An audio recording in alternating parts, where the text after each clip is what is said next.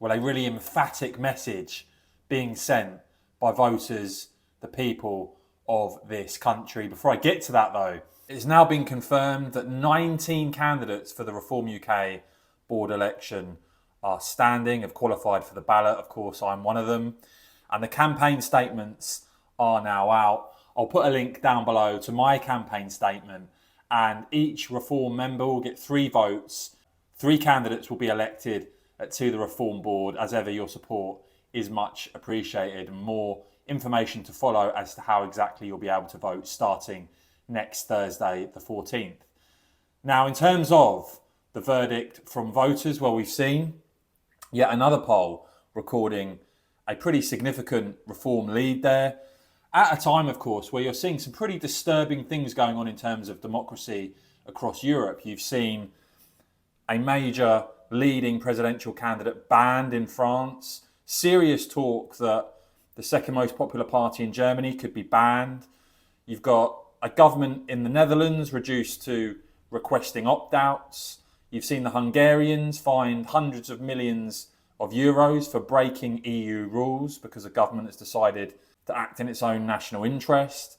You've seen more recently the Italians, Giorgia Meloni's Prime Minister, reduced to complaining because of the ruling from an EU court. And of course, here in the UK, outside of the EU, you saw the Conservatives pathetically hype up their Rwanda policy and then allow a European court to dictate to them whether or not they could go ahead with that policy. And still, the Conservatives, and yes, I know they're going to get desperate and start telling you everything they think you want to hear, like leaving the ECHR. But why didn't they do that instead of complaining for years, pathetically, that they couldn't implement one of their key policies?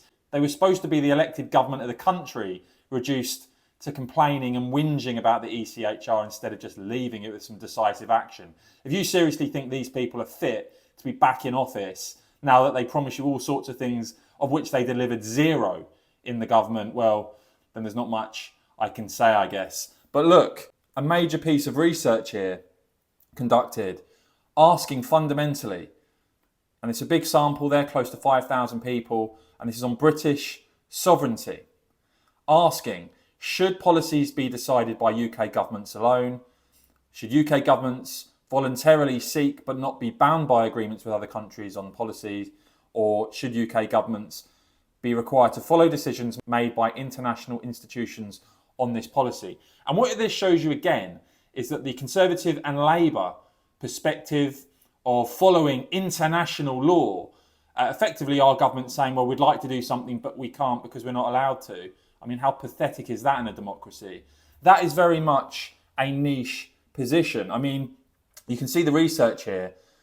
The UK government alone response, surprise, surprise, was the most popular across all 20 policy statements. In 17 out of 20, outright majority said the UK governments alone should be deciding policy.